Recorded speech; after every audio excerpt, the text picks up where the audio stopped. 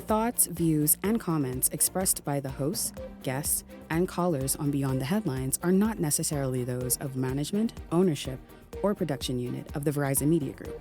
Beyond the Headlines is a production of ILTV Studios and cannot be reproduced or represented in part or entirety without express written permission of the Verizon Media Group.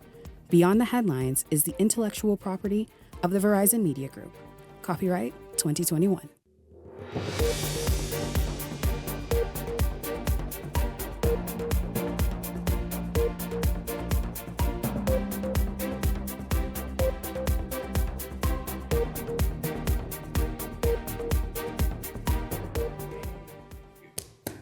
Three men are shot dead in Fox Hill late this afternoon. Their murders pushing the country's count in the 3 digits so far this year.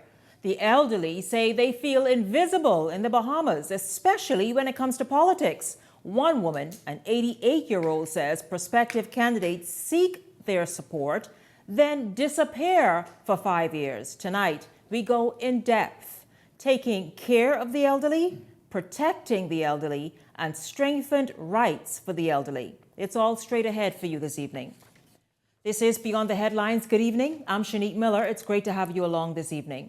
Well, 3 men shot and killed in the Fox Hill community this afternoon, pushing the country's murder count to 102 for the year. It comes just weeks after the clear, hold, and build phase of the government's crime initiative aimed at targeting hotspot communities. As you can imagine, today's massacre sent shockwaves throughout Fox Hill and elsewhere. Linton Ritchie Jr. was on the scene. Shortly before 4 p.m. this afternoon, officers were alerted to a short spotter in this area, Step Street, Fox Hill. Officers responded, and on arrival, they met 3 lifeless bodies of 3 adult male just in the yard to my right, roadside garage in that area. The only information that we are working with at this time is that a small gray Voicer vehicle pulled up. 3 masked men exit that vehicle, all armed with high-powered rifle, and fired shots where a number of young men were seated in this on this property. A number of them were able to flee the area. What our intel is saying to us that an individual who was able to get away was the intended target. He is on bail for murder and he is being monitored.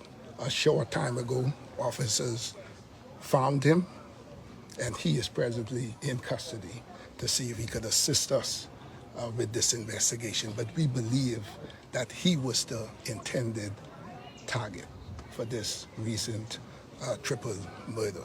And we are asking members of the public, residents of this area, to please, whatever information that you may have, if you have any cameras on your home that could assist in this investigation. This is another bold act.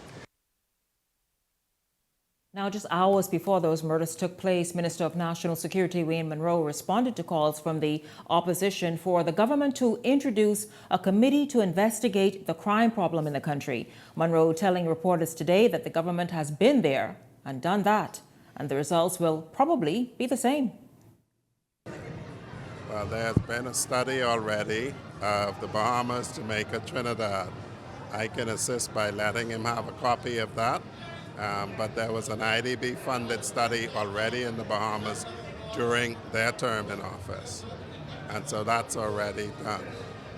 All of the motives to murders, just about every murder, the motive is clear. It's been clear what has to happen. We raise murderers. I don't know what a select committee is going to do other than telling us we raise murderers and we have to participate in ceasing to raise them and to point them out. Crime plan is 5 pillars, the 5-pillar approach. This is a policing and rebuilding model that has worked elsewhere in the world. That's under the arms of prevention and policing of the 5-pillar plan that I first spoke to in the public event at UB that the Prime Minister reiterated this year. Well, those 5 pillars, that really is the question tonight. How impactful are they, and just what are they? And should they be really rehearsed in the public space so that we all adopt it and get on board? Well, Monroe reiterated that the government has been addressing the crime issue using this 5-pillar strategy since the beginning of this year. And so certainly, of course, quite troubling what took place and unfolded in Fox Hill this afternoon. Welcome to Beyond the Headlines. We're going to jump right in and get some opinions and discussions on this because again, it is nothing no one wants to see. We heard the commissioner say, Ellington, about the intended target was someone out on bail for murder, etc. But here you have 3 men no longer with us, no longer with their families. Again, just very troubling. Shanique, this is very, very troubling. I mean, this ain't like one at this point and one later on this evening, 3, one time, one spot. It's a very sad day in the Commonwealth of the Bahamas that this issue continues to constantly plague us. We must get a handle on it. I hear the Minister of National Security. I think we've got to look at this. Every individual that's on bail for murder is an actual unfinished business. We got to face the fact of that. Every individual that is on bail represents unfinished business. Unfinished business. Either unfinished business that they must take care of, or unfinished business that the reason that they are on bail for murder, those persons got to find them. Okay? And so it will continue to escalate our crime numbers, escalate the murders, innocent men, again. And traumatize communities. And traumatize community and hurt us. It's not only going to traumatize our community, it's going to hurt us in the long run economically. It's going to soon be a place that no one wants to come. I appeal to you, young man. You got friends from your neighborhood, and I know that may be a boy or whatever. You know they're involved in certain things. That ain't going just like that. They're on bail for murder. You think the other guys are not going to come for them? And when they come, they ain't going to say, they're not going to say, well, okay, he's among some people, or he's with his family. We can't do it. We got to catch him later. No, that don't work in today's world. That's yesterday. Okay, they just, like you hear the police say they came out with high-powered weapon. They came out with the intention to spray whoever is in the company of these people. We family members, I appeal to you. Every family member is very much aware when you got your family members with these high-powered weapons that they move around the house and move around with. Girlfriends and wives and parents. Come on, let's get a hold on our country before we lose it. And all of us have to get in little rickety boats like our neighbors to the south of us trying to get here. We be trying to get somewhere else. We must preserve this nation for future generations. It must be preserved. What do you make of Monroe's comments when he says, listen, man, we, the collective we, raise these murderers? The Bahamian parent is responsible for the spawn that's been produced on our streets, in our communities. And here it is now, like you all have a habit of saying oftentimes, the chickens have come home to roost. Shanique, I've said it right here on the show a number of times. These are desperate times. Persons like yourself and me are not the persons that are necessarily raising these criminals. There is a social decay that has been taking place in our country for a number of years. We've got to introduce some social safety net to capture and to, in some cases, redeem, but to safeguard the youth and those that are coming up, because there is a younger generation constantly coming up in these neighborhoods, these toxic neighborhoods, toxic home, a toxic environment that is producing these criminals.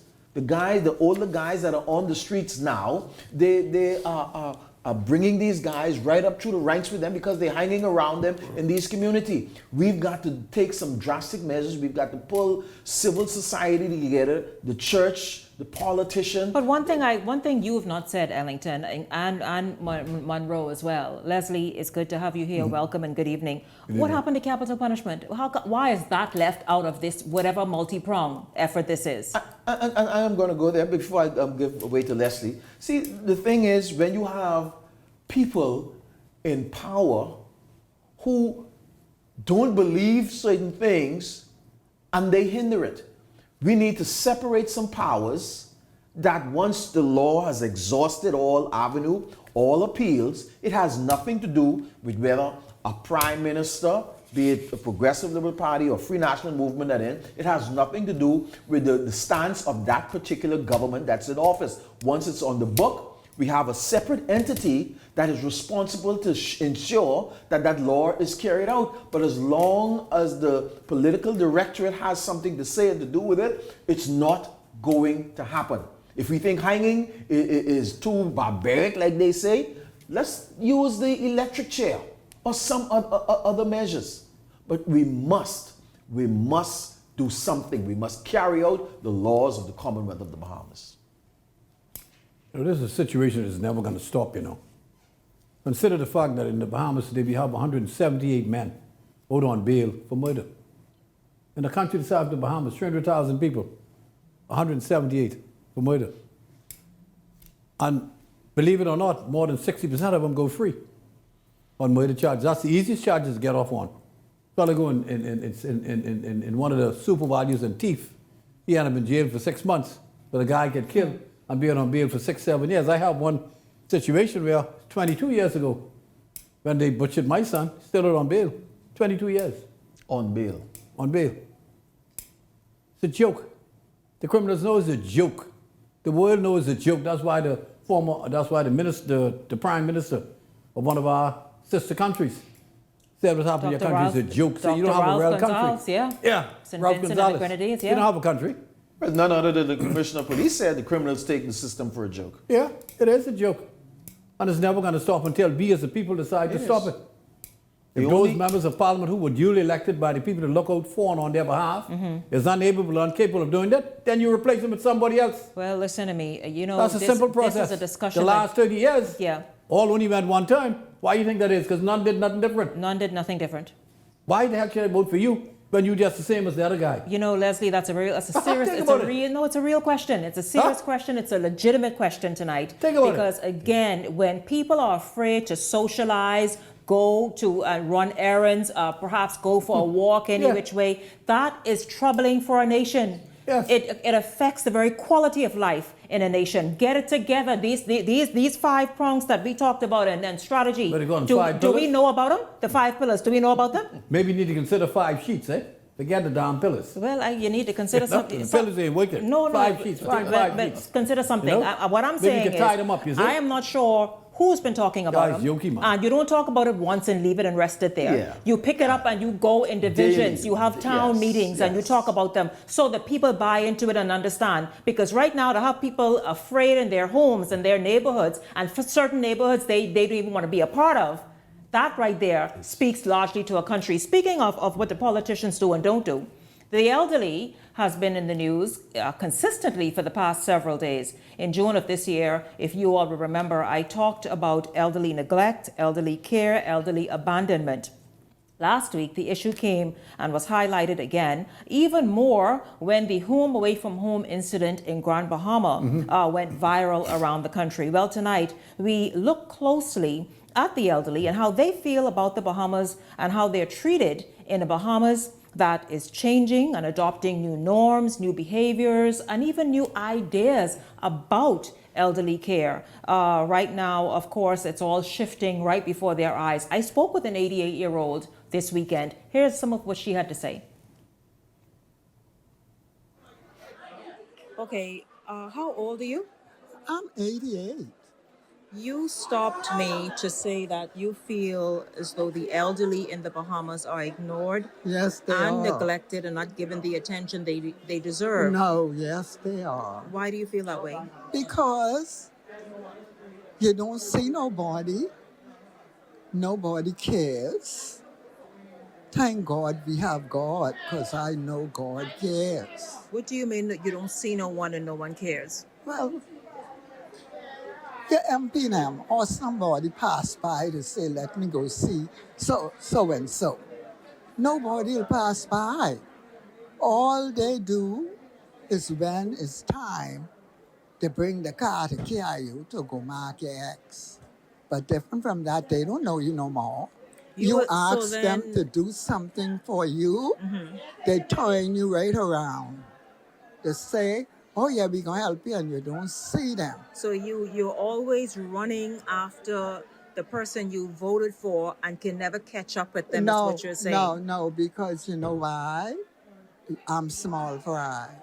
You're small fry. I So you were believe saying I that am the a only small time fry. you feel the elderly get any kind of attention is when the Election candidate time. during the election time. So that That's is when that. the candidate sends his or her generals or whomever the workers are to pick you up, to take you to the voting box, drop you back home, and that's the last time you see or hear from them. Yeah, because why? When they come, if they come in a crowd, they come now to see what you're going to say. But still yet, they don't mean you no good. They say they're going to help you, and you don't see them no more. What would you say is the number one thing the elderly need from people in office? Respect and care. I believe if I ask to see somebody, I feel like the elderly should be the first one to get the first, what I must say, The first preference, something. my first preference. Because the elderly is what helping them. That's why most of them make one time. Because why? They don't treat people good. They don't treat you good, but I don't worry because I got God. And if I have God, I ask him to plant my feet on higher ground. Ma'am, and God, we know worry. God does that, but we also know that just as you said, you need the respect and you need more you need to be more to a prospective candidate than just a vote. That's all. And That's once all. they have been elected they then need to now be the MP who cares for everyone in the constituency. Yes, and more than that, if I rub your belly, you should rub my back. Thank you so much. God is good to me, Yes, ma'am. and I need for nothing. All I need is God. There's that 88-year-old, if I rub your belly, you should rub my back. You know, I'll tell you, it is disheartening to hear that. We have been shining a light on the elderly and how the elderly feel neglected, abused, just any which way. And you hear that woman, something that we did not consider before. They also feel used. They feel used. Leslie, you mentioned about you going and knocking on people's doors for votes and then disappointing them and not carrying out what is it they desire to see. Well, here's an individual right there, 88 years old. You know, I feel her pain. And one of the problems you have is that many members of parliament, both sides of the aisle, you know, they go into these areas, people don't really know them, and people normally vote because they wanted to change. The last election, the people wanted to get rid of him, and it's so bad. They don't care who the hell was on that ballot, he was going to be gone. And I keep telling them, you didn't win no election. They don't know you. They don't know nothing about you. You never did anything for them. You never had any interaction. They voted because they wanted to give you an opportunity to do better than the fellow who they sent home. So go and do your job. Absolutely.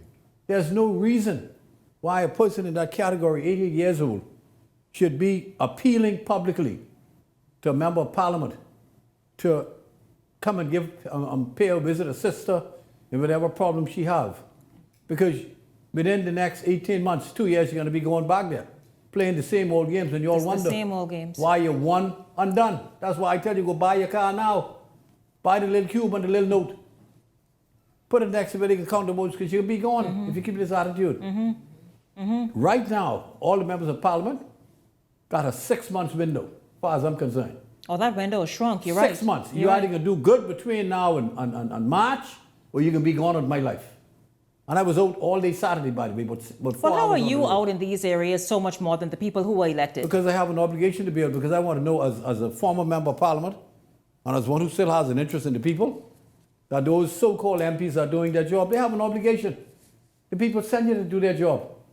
You get $150,000 a year, each member of parliament, to take care of the problems in their respective areas. That's not their money. That's our money that is placed in their care to take care of people like them.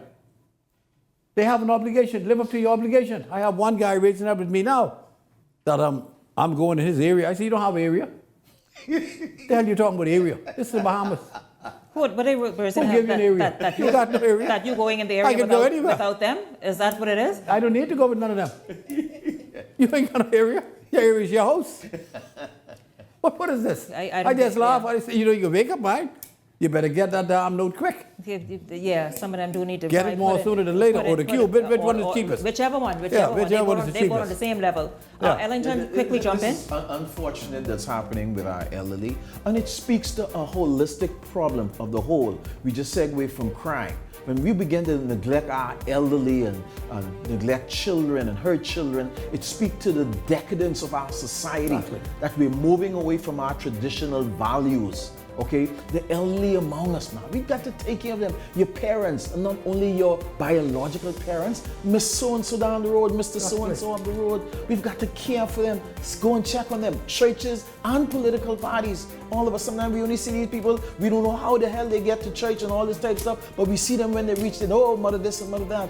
Political parties, you send cars to register them, to get registered to vote, and then drive them to the poll and drive them back, and then after that, 5 years later, they don't exist. No, we can't until the next do like election. That. We've got to care for the least among us. We will talk more about it, gentlemen. This is something that's on the table, has to be discussed further, particularly as the Progressive Liberal Party goes into conclave or caucus at the end of this week. That's quite interesting. So certainly we're going to obviously continue to follow that and pay attention to that. This is Beyond the Headlines. When we come back, we go more in depth. Listen, is there oversight of these senior citizens' homes?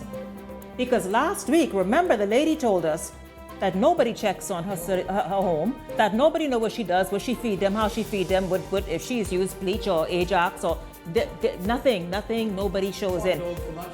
Hot dog for lunch. My God, we know that is not healthy. Well, we're going to talk to social services when we come back right after this break. Stay close.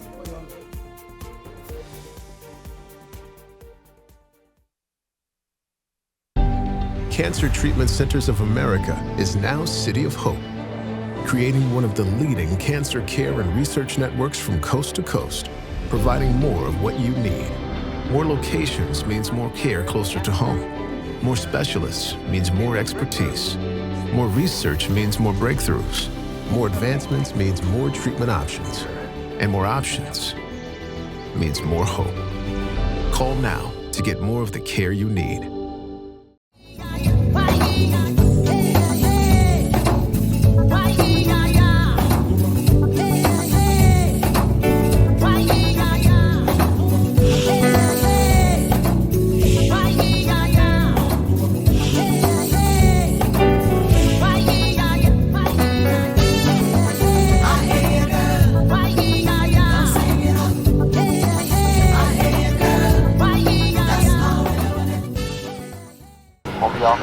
Flight to and Western Air. We hope that you enjoyed your flight and we look forward to serving you in the near future.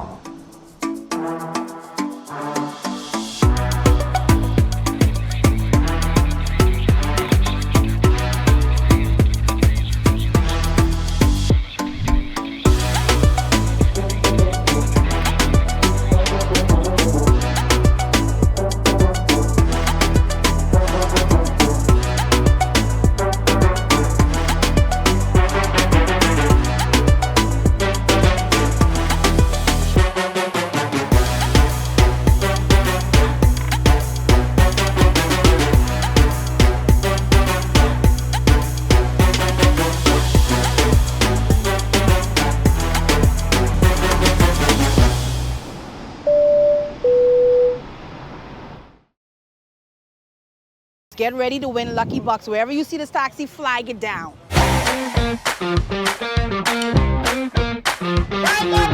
The boy hard, beating so hard, but I will be hard. What here? I'm looking for my first contestant to ride in the Lucky Taxi. Walk in the taxi, you got to do the Lucky Walk, bro. Thanks. Man, thank you, sir. 85 times 2 is how much, brother? You leave with $170, brother. I never expected to win as much as I win. Bang along. Very excited when the gentleman picked me to ride inside the taxi. So if I had to choose a game that would stay, it would be Island of Taxi. You could be next on the Island Lucky Taxi.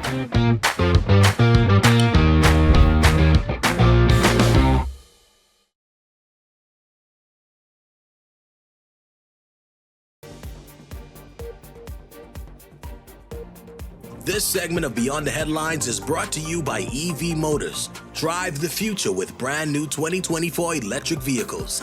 EV Motors, powering your journey. Welcome back to Beyond the Headlines. Well, we're going to get in depth in the elderly and the plight of the elderly in this country. It is really not a joking matter. Of course, that matter in Grand Bahama has been somewhat resolved. We intend to continue to sort of follow it to get an update. Last we know that the lady was removed, 77 years old, from the home away from home facility and returned to the care of her loved ones. Well, we're going to talk about that right now tonight. Elderly abuse, neglect, and abandonment is on the rise in the Bahamas. And with the holiday season approaching, officials in the Ministry and Departments of Social Services and the Ministry of Health, in particular, report that the numbers of abandonment is showing up even more. How, do you ask? Well, we'll find out this evening. Welcome to Beyond the Headlines, Social Services Consultant, Dr. Debbie Bartlett, and Acting Director in the Ministry of Social Services, Ann Edwards. Ladies, good evening to both of you. Welcome to Beyond the Headlines. Good evening. We talk about, and we will get to the oversight and regulations in the next segment, but let's just talk about what it is that's quite troubling and what's been revealed for the last few months that I've been paying attention to it, and certainly last week.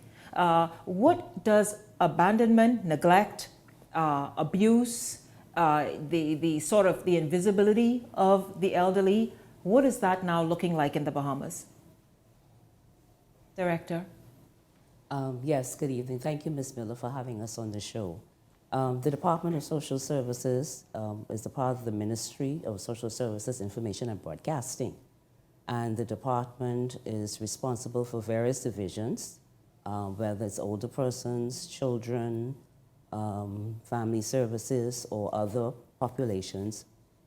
We have a duty and an obligation to investigate all matters that are reported to us.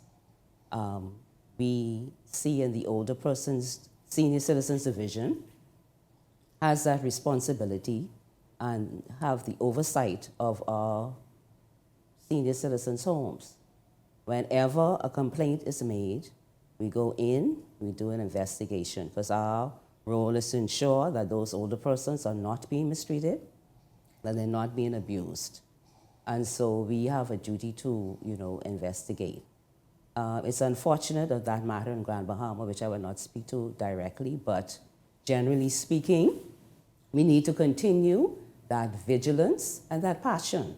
Let us continue to do that, because we need that focus to redirect and to, strengthen our families, to look after our older persons and to ensure that they're taken care of. We need to recommit ourselves to that. Director, but you were speaking, Director, you seem to be trying to really be right here. I will talk to the other people about the regulations that one home said doesn't exist. I want to know what's happening with elderly neglect, abandonment, and even abuse. You heard the lady talk about it, and it's more political that she spoke about, but the fact is many of them are taken advantage of. Many of them do not even see their monthly pensions, because whether it's their adult kids or whomever it is, take charge of it and don't even put it back into taking care of them. How is that looking? I understand the hospital has become a sort of a take care of my parent until I show up and I decide to show up. Yes, Ms. Miller, it has increased. Yes, they are neglecting our older persons, and there are families who are taking advantage of them. But once it becomes known to us, we have a duty to investigate it. So it is happening. It's real. It's real out there that they are taking advantage of them. But once it comes to our attention, we investigate. and we determine what is right and in the best interest of the older person. If I may just, Shanique, one of the heartwarming experiences when we had the challenge, and ongoing challenge, it's before the police, so we shouldn't discuss it. But I was very encouraged by the social media influencers for the passion. And it gave hope, and it gives hope that we still have a heart of compassion. But every Bahamian should be running and embracing one another to save our families. It is absolutely unacceptable and disturbing to see the level of neglect and abandonment in this country. We have some statistics. If I may just for a moment, let's bring our chairs up a little bit because listen, the best and greatest governance starts with self-governance. Listen to these. Okay, in social services, we have 3 homes that we partner with. 95% of the residents in those homes, Demetra Center, Naomi Christie Home, Mary Ingram Intergenerational Home, no family members visit them. When you say no, what no mean? Okay, they nada. None, not one visit to these residents? Except a family member has an agenda to take their mother or father to go and get their pension, which they give them a couple of dollars from it, and expect not to pay and contribute to the homes. So they want no responsibility. So honor your mother and your father so that your days may be long. So we wonder why our lives are being cut short. 3 murdered. We're not respecting. They didn't say what kind of mommy and daddy you have, Just respect them. Honor them. And when we do not honor, it ultimately undermines the stability of our country. It does. All of us. It's playing out in front of us every day. Every day. It really does undermine the stability. It corrodes the family. As a structure, Bahamas was once known for one of those enviable countries that just had such pride for family and values and ethics and such a beautiful, peaceful, wonderful place where hard work and the sweat of one's brow was valued and seen as something good, and that the elderly enjoyed a wonderful life. And now you're saying that at Princess Margaret Hospital, many of them call that home. And they are living, and their adult kids don't show up. Right, because they are boarders. They take them for medical attention and never return. And so therefore they're considered boarders because they're now living in the hospital. The medical part of it may have been completed, but so now they are ready for discharge, and there's no place to discharge them to. The relatives do not return. There's only so much we can do. Most of the facilities are filled, and so therefore it has to be a partnership where we say to the community, look, let's get back to the basics. I agree. We need to get back to the basics. We must get back to the basics, which be includes recommitted the family. to taking care of our older persons. I understand that even peaks during the holiday season. Yes, it does. Yes. Shanique, when you talk about abuse of pensioners, we did this survey again. 55% of the residents in our homes are abused with their assets and their pension. Let me make it clear. The social services cannot access the pensions without the permission of the family. Correct. Nor can NIB. So, it's one of the things So in the our homes passion, that you all partner with, you all don't go taking the people pension to try help pay for the monthly expenses? No. Consent from the family has to be given for 75% of their income to be used for room and board. Right. And 25% is for their personal use. That is put aside for if they want to have a special treat or they want to do something with it. Okay, so that is 75 versus 25%. Okay, so there's no fleecing the elderly of their rightful monthly earnings, which is pension, and using for any which way. No. That what is used, the 75% is used for their care. Yes, for room and board. Okay. Debbie, you were going on with some statistics. Yeah, I'm saying that we should all be alarmed. When we were growing up, most of us have come from environments where integrity ruled. We had a reputation as Bahamians that we didn't move 25 cents it was not ours. And much less steal from our family. 55% of the residents in the homes that social services has responsibility for find that their residents are abused by their family members in stealing their pension. Wow. So the children are all too often, and we celebrate the families that do well, because 55 you still got more who are doing right, but we don't want to see that number increase. That we all too often see the families fighting among one another.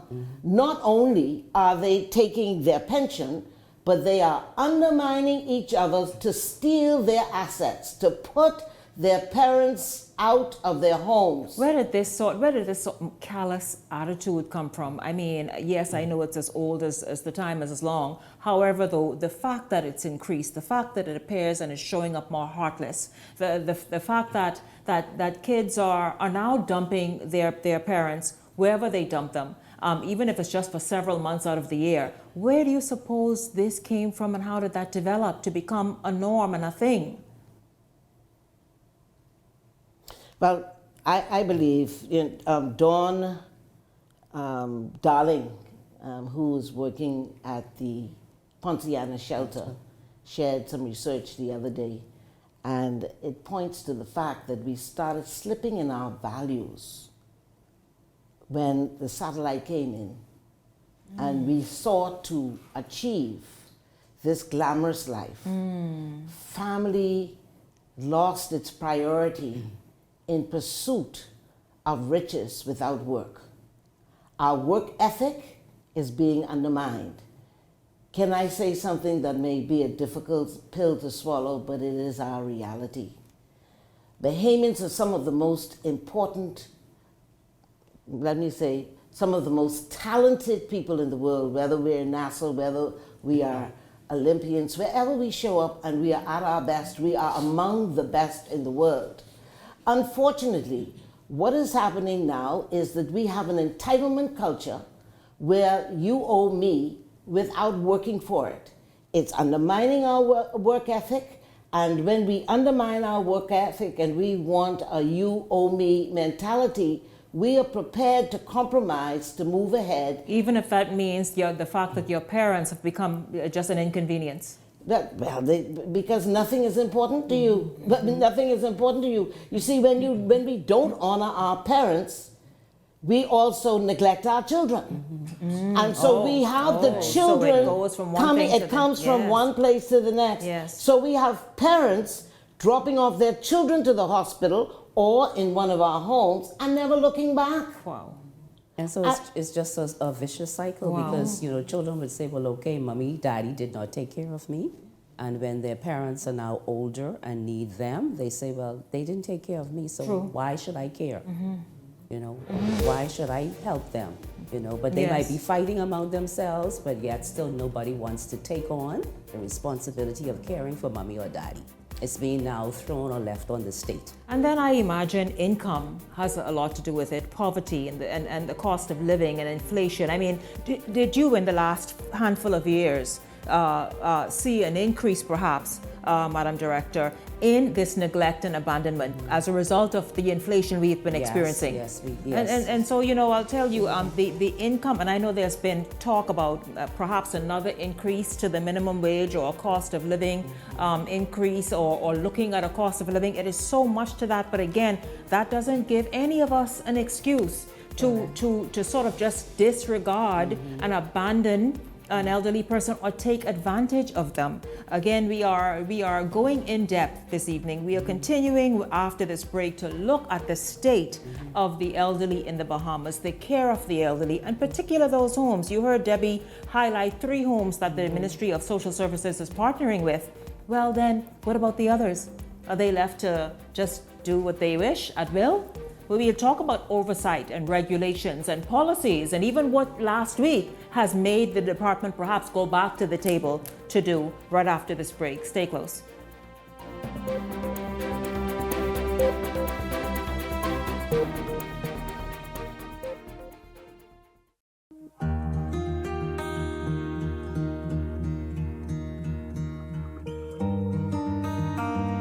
You work hard to provide for and protect the ones you love. However, life can present unexpected challenges. Who you call in times of need matters. Insurance Management is a Bahamian-owned company that has been serving our community for over 40 years, offering a wide range of coverage for all of your personal, professional, and commercial needs. When life happens, rest easy knowing that our skilled and experienced agents are there for you in your time of need, so that you can get back to what matters most. Insurance Management. Nobody does it better. Bahamas, are you ready? Keep the Vibe Alive Music Group, along with Alpha Sounds, present the best of the best Rake and Scrape Explosion Reloaded. This is the biggest one-day all-Bahamian concert of the year, featuring KB, D-Mac, Abby, Mama D, Fan Shaw, Shine 242, The Falcon, and more. Mark your calendars. It's going down November the 2nd at Super Club Breezes Ground. Tickets now available at BahamasEtickets.com or both Beauty Shack locations. General admission $60. VIP, Skybox, and Skypods also available. For more info, call 394-0819 or email keepthevibealive242@gmail.com. Experience the magic once again with more legends for one night only. Come party with us November 2nd at Best of the Best Rake and Scrape Explosion Reloaded. Edenwell has expanded their testing menu. We now offer blood work, drug screening, and so much more. Our hours of operation are Monday to Friday, 7 a.m. to 5 p.m., and Saturday, 8 a.m. to 1 p.m., located on 11 Madera Street. We are here for all of your laboratory needs, with fast and reliable lab work done by our friendly and knowledgeable staff. Let us help you. So you want a space, but not just any space. You need something with a little more potential. So how about 1,000 square feet of room to play with? Superb audio and video production capability, digital LED wall, full lighting grid, and about 124 seats to accommodate a full studio audience with so many other features. Make us your home for your next concert, conference, and so much more. Honestly, the possibilities are endless. Here at ILTV Studios, we'd love to bring your next event to life. So what do you say? Do you want our space?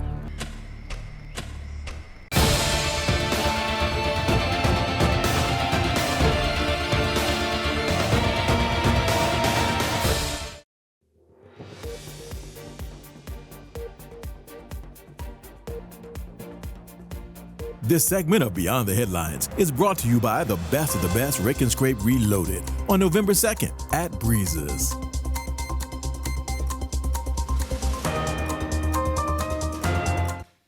Welcome back to Beyond the Headlines. Tonight we are spending considerable time looking at the elderly care in the Bahamas, elderly rights, and how are they protected. Last week on this show, I spoke and did an interview with one of the homes for the aged, a senior assisted living facility, who made some claims. And the claims were these, that homes, senior homes, assisted living homes are not regulated. And when I say regulated, I'd say it like this then. there's nobody who has checks and balances in place to come and ensure that the care that's being provided is up to where it should be, that ensures that perhaps nutrition is what it should be, that the elderly is being given the level of attention and care that they should be given. And so is this so?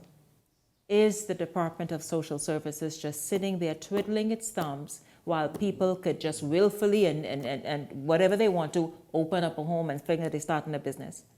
We're going to find out tonight. Welcome to Beyond the Headlines in this segment, Assistant Director in the Ministry and Department of Social Services, Dr. Michelle Grant, and also Clarabelle Murphy, who is a Senior Social Worker in the Ministry and Department of Social Services. Ladies, good evening to both of you. Good evening. What is the state of oversight and policing on homes, not just the ones that you partner with, but the others across the country? Okay. In our ministry, we have the Residential Care and Licensing Authority. They are responsible for the management of all senior citizens' homes, the child care homes, rehab homes. They're responsible for ensuring that persons are registered and that they are meeting all the requirements, you know. And one of the ladies I spoke to today who was in that area, she noted that these homes must have, when they have 5 or more persons, how are they trained, and is there like sort of an annual refresher or every so often? Yeah, we would definitely go in when we have boarders or residents who we are concerned about. We have to go in and ensure that their basic needs are being met. Like you said, their meals, they're receiving health care. We would ensure that they're receiving the level of care that they should be receiving, that their basic needs are met. If we receive a complaint that somebody's even being exploited, yes, or sexually, financially, whatever, we have to investigate so you all, those claims. so you stepped in, really then? You stood on business last week in Freeport. Yes. We have to advocate on behalf of the seniors and the other persons who require our care. We are responsible for ensuring that they're not taken advantage of. So we would do what we need to do to investigate any matters that come to our attention to ensure that they are not exploited. Yeah. Ms. Murphy, if you can add to that and also talk about the oversight from your level as a senior social worker who's been in the system and understand what needs to happen more so than ever now, if you can perhaps even expand on that. Okay, well, in senior citizen, there are social workers that are assigned to those homes and the rental unit. They do bi-monthly visits where they would go in, speak with the residents, make sure their health are intact, they're getting the right diet, healthcare, yeah.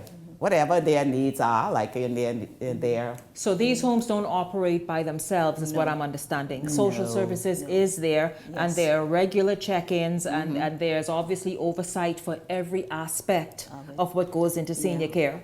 Correct. Let's talk about what is policy. And did last week's experience reveal anything to the Department and Ministry of Social Services where perhaps you need to give greater attention to? I think when we go in to assess the needs of the residents, we have to pay attention to everything that's happening. If someone expressed concern, be it a relative or a resident, says to us that they're being neglected or anywhere they're being exploited in any way, we have to hear them out and investigate their concerns. We just can't say, well, they're suffering from dementia or they're delusional or whatever the case may be. We work closely with the geriatric team at Sunderland, so if we need to have them go in and see Dr. Indira Grimes or somebody, we would ensure that they do see her and that they're assessed properly. We just can't say that it's an issue of dementia or Alzheimer's or whatever. We would have them assessed, because we may think that they're just talking out of their head, but that's not the case. But it's not that they know exactly what they're saying. Yes, they know exactly what they're saying. We are the voice, we are the voice for them. So yeah, a lot of them cannot express themselves. So we will be that person who will be like the in-between, even for families or with church. Right. Like they don't see residents when they go into these homes. When they go into these homes, they don't see families. So sometimes That's unfortunate that when they get into these homes, they don't see their family, Yes. families and loved Families ones. are not involved. They're not involved. You're right. The families have just or decided visit when they have their own personal agenda. that part, when they figure, well, they need to try access a piece of property or the home or the funds or whatever it is. Yeah, it's quite, but how do you also approach the care with families? I see in other places, other communities, they normalize talk of perhaps just elderly decline and that kind of thing. And it doesn't have to be. Sometimes it doesn't even have to be decline. It could just be a just sort of slow processing. Right. But how do you normalize that within households and also within, obviously, these senior care homes? But we are there available to assist them if they need educational awareness, say, for example, on what are the signs of dementia or whatever. We are there to ensure that they receive the training that they need as well. We have consultants, like I said, like Dr. Grimes and those who are there to assist us. With us too, if they have some conflict that's happening within the family. It may even be a legal matter, because sometimes they come and to that's us. another thing. The social services step in, because I'll tell you, there's also physical abuse. Yes. Whether because of frustration, whatever it could be.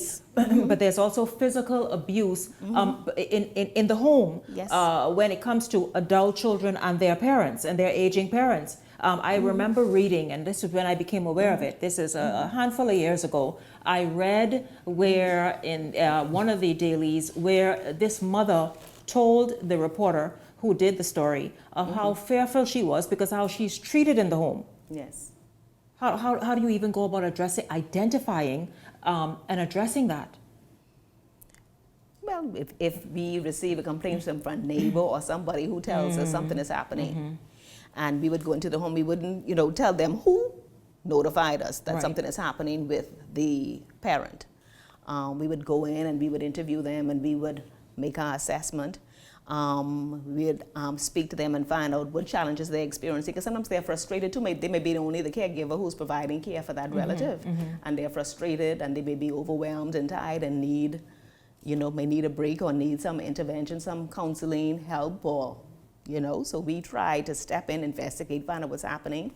If there are additional family members who can help, we try to assist in getting additional help or support for that person, because one person can't do it alone. And I'd like to tell the community too, it's not just the family members, it's the community should be involved. And I like it when neighbors reach out and they inform us what's happening as well. Because sometimes they feel it's not their family, we shouldn't say anything. But Dr. Grant, you're so right. But Dr. Grant, again, as we were talking about the breakdown of what's been traditionally Bahamian and the breakdown of the family, they could care less about their own household. You really believe they can try to go pick up somebody else's situation and try step in? And again, that's how it was. Years ago. We used to be our brother's keeper. And it needs to return that way, because that's when it was really a community. But what do you do? I'd like to know about perhaps strengthened focuses and policies, and I'm inviting the ministry to return and come back, because again, this is something that's very important, an important aspect of our society, of this nation. We are trying to salvage and save the elderly care, even of course youth care, as you worked for many years, Ms. Murphy. But is there any strengthened focus, any areas that must be tightened, or perhaps new policies introduced to existing ones that you see? Family involvement, we need to have legislation. I don't know how you could legislate families. You just need family involvement. Our theme for this year in our Senior Citizens Month was that we collaborate to protect, our seniors. It's all of us. I'm going to tell you about a situation an allegation of one of our cases where a 90-year-old was sexually assaulted. Jesus have mercy. Yes. By someone she knew? That's still being investigated. Yes. But persons will call in and, we still have to go out and investigate. Whether we take the person It may not have happened, or they may be suffering from Alzheimer's or dementia, but we still have to investigate. We have to be the worst for those persons. Right, right, absolutely. And then ensure that they are safe and they live in safe conditions and all the rest of it. They feel loved and feel that they belong and, like the lady said, respected. Respected, that's just like the lady said, respected and heard. Respected and heard, and then these homes, I hope you all are really giving oversight, because the traditional Bahamian meal ain't gonna cut it. They need healthy, wonderful, sustaining meals and foods, etc. And people who are qualified, experienced, skilled to work where they work. Yes, That's also we have that.